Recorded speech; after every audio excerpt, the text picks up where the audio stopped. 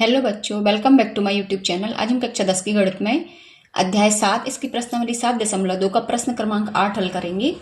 और बच्चों, यही वाला प्रश्न परीक्षा अध्ययन 2026 में दीर्घ उत्तरीय प्रश्न के रूप में दिया गया है। तो ये मोस्ट IMP क्वेश्चन है, इसको ध्यान से करें। ये 4 नंबर में आने की पूरी गारंटी है। तो हमें कहा गया है, यदि ए और बी क्रमशः ऋण 2 और 2 ऋण 4 हो तो बिंदु P के निर्देशांक ज्ञात कीजिए ताकि AP बराबर 3/7 AB हो और P रेखाखंड AB पर स्थित हो। तो जैसा कि प्रश्न में कहा गया है, पहले तो हम चित्र बना लेते हैं। यहाँ पर ये जो P बिंदु है, ये रेखाखंड AB पर स्थित है। अब हमें A के निर्देशांक दिए हैं ऋण 2 और 2, B के निर्देशांक दिए हैं 2 और ऋण 4, और अब P के दिए नहीं गए हैं तो P के हम मान लेंगे XY, क्योंकि P के निर्देशांक ज्ञात करना है। अब देखिए, हमें यहाँ पर ये जो M1 M2 होता है, ये M1 और ये M2, ये तो दिया नहीं गया है, लेकिन हमें AP और पूरे के पूरे AB में संबंध दिया गया है। तो यदि हम AP/PB निकाल लें तो M1 M2 भी पता चल जाएंगे, क्योंकि ये क्या होता है, अनुपात ही तो होता है विभाजित करने वाली रेखा का। तो हम निकालेंगे AP/PB, और ये कैसे निकलेगा AP/PB? ये जो हमें दिया है AP और AB में संबंध, इससे हमारा PB निकल आएगा। देखते हैं कैसे करना है। हमें केवल निकालना है AP/PB। तो सबसे पहले तो जो दिया है वो हम लिख लेते हैं, AP बराबर 3/7 गुणा AB। अब देखिए, यहां से हम AB का मान बना सकते हैं 3AB बराबर 7AP। तो ये गुणा कर दिया हमने, तो AB बराबर हो जाएगा 7/3 AP। ये ऐसा क्यों किया है, अभी आगे आपको पता चलेगा। अब जो कुछ हमें दिया है इसी को हम आगे बढ़ाते हैं।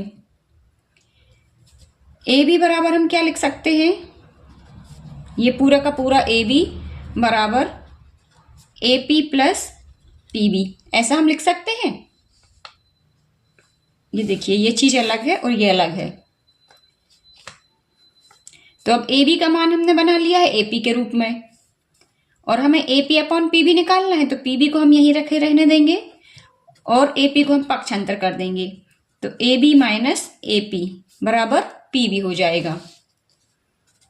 अब देखिए, AB का मान रख देंगे AP के रूप में, तो ये हो जाएगा 7/3 AP माइनस AP बराबर PB है। तो यहां पर इसका AP तो हम कॉमन ले लेते हैं और अंदर बचेगा 7/3 ऋण 1 बराबर PB।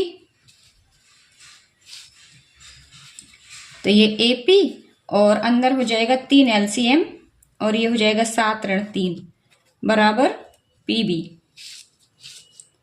तो यहां आ जाएगा हमारा AP गुणा 7 ऋण 3, 4/3 बराबर PB। अब ये आ गया हमारा 4AP बराबर 3 PB। केवल मैंने ये 3 का यहां गुणा कर दिया, 4 यहीं रहने दिया। अब हमें क्या निकालना है, यदि चित्र को हम ध्यान से देखें, M1 M2 के लिए हमें चाहिए AP/PB। तो ये देखिए, AP और PB तो आ गए हैं, तो अब हम निकालेंगे यहां AP/PB। इसके लिए हम क्या करेंगे, 3 तो यहीं रहने देंगे, 4 को पक्षांतर कर देंगे, ये आ जाएगा 3 के नीचे, और PB को पक्षांतर कर दिया AP के नीचे। समझ में आ गया होगा स्टेप। 4 ये गुणा में है, यहाँ के भाग में हो जाएगा। ये PB गुणा में है तो यहाँ के भाग में हो जाएगा। ऐसा क्यों किया, क्योंकि हमें चाहिए AP/PB। अब ये AP/PB आ गया, तो 3:4 आया है। अब ये जो 3 और 4 है ना, यही है हमारे M1 M2। M1 बराबर 3 और M2 बराबर 4। अब बस इसी का हम उपयोग करके इसके निर्देशांक ज्ञात कर लेंगे। तो हम लिखेंगे बिंदु P के निर्देशांक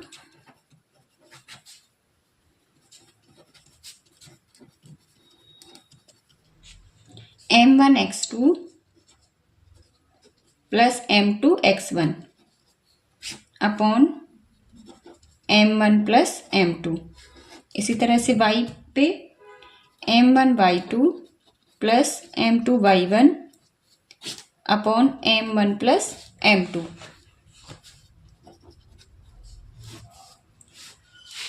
अब यहाँ पर हमारा m1 क्या है, ये है 3 और m2 क्या है 4।